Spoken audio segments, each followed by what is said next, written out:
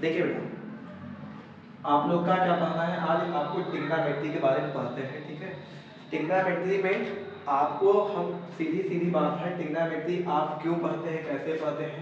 ठीक है, ट्रिग्नोमेट्री में क्या होता है, ट्रिग्नोमेट्री सीधे सीधे आपकी ट्रायंगल यानी त्रिभुज के बारे में, त्रिभुज के आकार का आप मापन कहीं ना कहीं से उसमें करते हैं। त्रिभुज से संबंधित आपके क्वेश्चंस रहते हैं। उसमें क्या होता है, आपके त्रिभुज में तीन कोण पाए जाते हैं, उन्हीं तीनों कोणों से क्या संबंधित आपको कुछ मापन करना होता है, उन्हीं सभी चीजों के बारे में पढ़ते हैं। जैसे आप क्या होता है, त्रिकोणमिति में बेसिक चीजें आपकी, पहली बात तो त्रिभुज जो होगा वो क्या होगा, राइट एंगल ट्रायंगल होगा। ये जो ट्रायंगल होगा आपका राइट एंगल ट्रायंगल, यानी आपका समकोण त्रिभुज। आपका उसमें क्या होता है, एक जो आपका कोण होता है 90 डिग्री का होता है, बाकी दोनों क्या होते हैं आपके न्यून कोण यानी एक्यूट एंगल होते हैं। जो आपका 90 डिग्री का कोण होता है उसके सामने जो होता है वो आपका हाइपोटेनियस होता है। हाइपोटेनियस यानी हिंदी में कहते हैं कर्व, क्या कहते हैं, कर्व कहते हैं। और आपका उसमें से एक एंगल को आप क्या करते हैं, थीटा मान लेते हैं, यानी जिसके बारे में हमें अध्ययन करना है, यानी जिसके बारे में पढ़ना है, जिस एंगल के संबंधित आपको पढ़ना है। तो थीटा के सामने वाला क्या होता है, आपका परपेंडिकुलर होता है, यानी आपका लंब होता है हिंदी में कहें तो।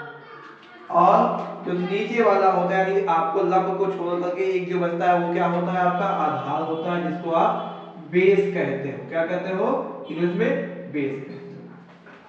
अच्छा, इसमें एक बहुत इंपॉर्टेंट चीज नोट करने वाली है कि आप अक्सर क्या होते हैं, कंफ्यूज हो जाते हो कि कभी आधार इसे मान लिया जाता है, कभी आधार इसे मान लिया जाता है। तो आपका जो क्वेश्चन में जो एंगल, जिस एंगल की बात की जाएगी, जिसको आप थीटा मानते हो, उसी के सामने वाला क्या होता है, हमेशा लंब होता है। जैसे आप इस एंगल की स्टडी कर रहे हो, इसको थीटा माने हो, तो परपेंडिकुलर ये होगा।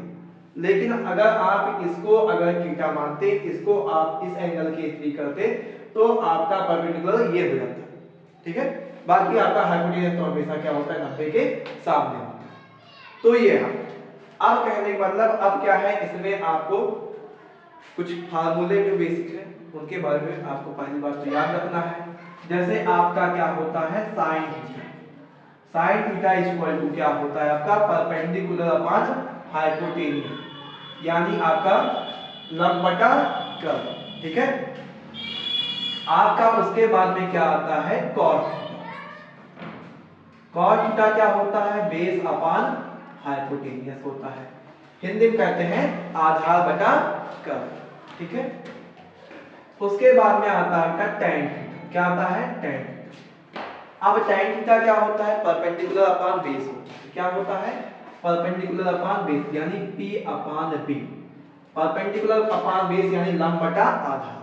अच्छा, अब आपको इसको याद करने के लिए भी थोड़ा दिक्कत होता है, तो हम क्या करते हैं, कुछ टेक्निक अपना लेते हैं।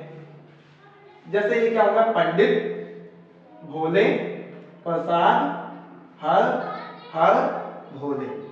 ठीक है, आपको साइन कॉस tan तीनों याद हो जाएगा। इस प्रकार से अगर आपको दिक्कत हो रहा है याद करने में, तो आप छोटा सा ट्रिक लगा के पंडित भोले प्रसाद हर हर भोले, इस तरीके से आप क्या कर सकते हैं, ट्रिक बना के आप याद कर सकते हैं। अगर आपका साइन कॉस tan याद हो गया, तो उसके बाद में साइन का ही उल्टा क्या होता है, कॉसेक। क्या होता है, कॉसेक थीटा। कॉसेक थीटा इसी का उल्टा मतलब आपका हाइपोटेनियस ऊपर और परपेंडिकुलर नीचे, यानी कॉसेक थीटा बराबर होता है हाइपोटेनियस अपॉन परपेंडिकुलर। कॉस का उल्टा क्या होता है, सेक थीटा, यानी आपका हाइपोटेनियस ऊपर हो गया और बेस नीचे हो गया। और tan का उल्टा क्या होता है, कॉट थीटा होता है। क्या होता है, कॉट थीटा, यानी बेस ऊपर परपेंडिकुलर नीचे। अब इस प्रकार से जो आपके ट्रिग्नोमेट्री के रेशियो फार्मूले हैं वो आपके छैयों याद होंगे। इससे संबंधित क्वेश्चन आते हैं। अगर आपको ये नहीं आता है, ये नहीं लर्न किए हो, तो आप शायद क्वेश्चन भी इसके सॉल्व नहीं कर पाओगे। तो सबसे पहली बात तो आपको ये समझ में आ गया कि ट्रिग्नोमेट्री में हम क्या पढ़ते हैं, एंगल्स के बारे में पढ़ते हैं, राइट एंगल ट्रायंगल, ठीक है, आपका हमको त्रिभुज के बारे में पढ़ते हैं और उसमें क्या करते हैं, उनके आपके कुछ रेशियो फार्मूले पढ़ते हैं, sin theta cos theta tan theta cosec theta sec theta cot theta, ये आपका क्या हो गया चाहिए रेशियो फार्मूले, आप इसको पहले राइट डाउन कर लीजिए, लर्न कर लीजिए, ठीक है। फिर उसके बाद में हम आपको एक क्वेश्चन करवाते हैं। देखिए अब आपका ट्रिग्नोमेट्री का जो आपको हमने रेशियो फार्मूला बताया उससे रिलेटेड ये क्वेश्चन है, ठीक है। अब इसमें आप देख रहे हैं लिखा क्या हुआ है, in a triangle ABC right angle at B, यानी कहने का मतलब एक आपका राइट एंगल ट्रायंगल है,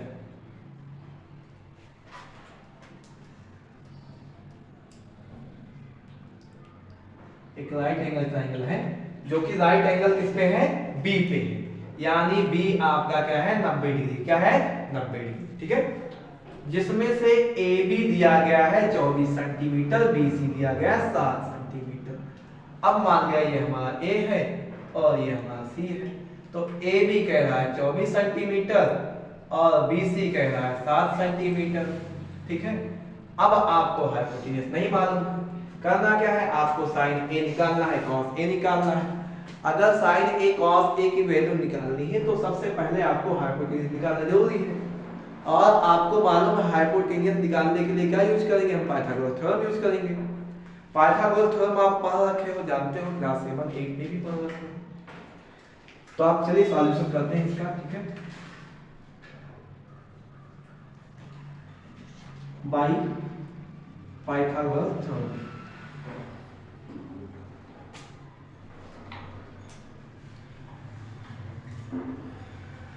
पाइथागोरस थ्योरम क्या होता है, हिमांशु बताइए, h square equal to p square plus b square, ठीक है।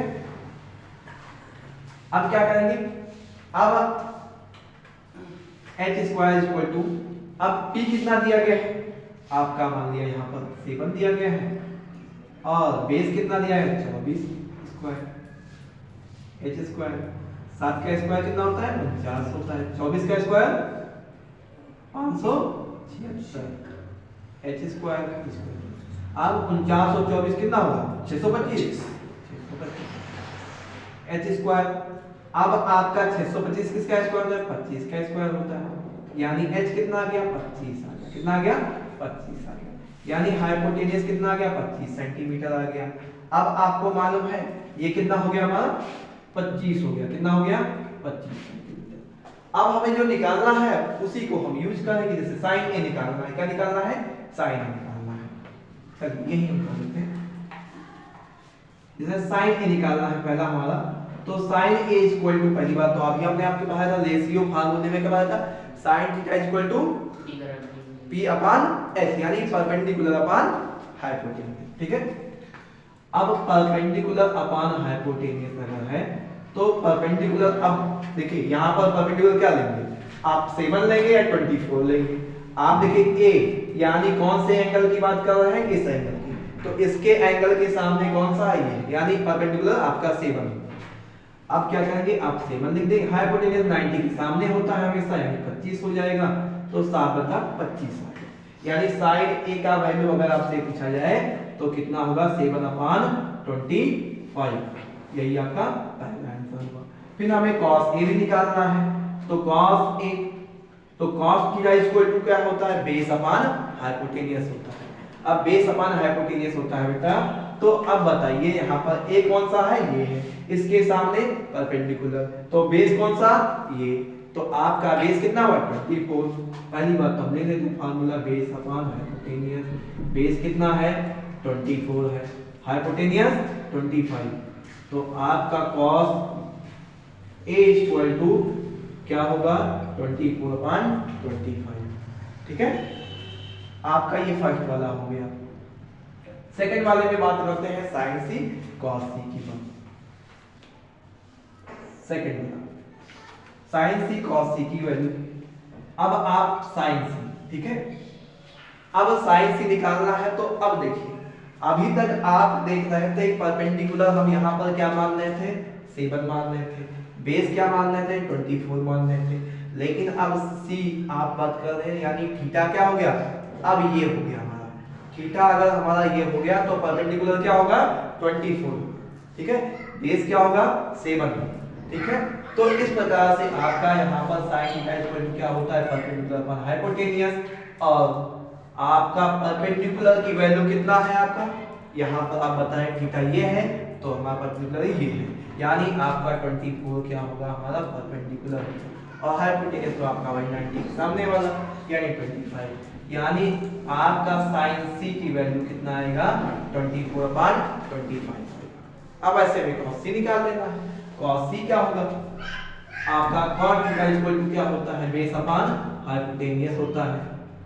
अब बेस कितना है, अब देखिए c यानी थीटा वही है आपका, तो आपका परपेंडिकुलर ये तो बेस 7, आपका बेस 7 तो बेस 7 यानी आपका रख दोगे, हाइपोटेनियस क्या होगा आपका 90 के सामने वाला यानी आपका ये 25 क्या होगा 25, तो cos c आ गया आपका 7/25। तो आपने यहाँ पर क्या देखा, आपने यहाँ पर इस क्वेश्चन में आपको sin a cos a sin c cos c निकालना था, जिसमें से आपने क्या किया, आपने देखा कि पहले तो sin a फिर आपने cos a और sin c cos c निकाला है, लेकिन आपको इसमें देखने को इंपॉर्टेंट बात क्या थी, इंपॉर्टेंट पॉइंट इसमें यही था कि आपका एंगल आपका यहाँ पर a था तो परपेंडिकुलर 7 और बेस 24, और आपका जब एंगल c था तो आपका यहाँ पर परपेंडिकुलर 24 था बेस 7 था, यानी कहने का मतलब कि आपको थीटा के अनुसार ही आपको परपेंडिकुलर और बेस डिसाइड करते हैं। तो इस प्रकार से आपके ऐसे ही कई आपके ट्रिग्नोमेट्री रेशियो के क्वेश्चंस आते हैं। इसके बाद में बात करेंगे हम आइडेंटिटी फार्मूले की।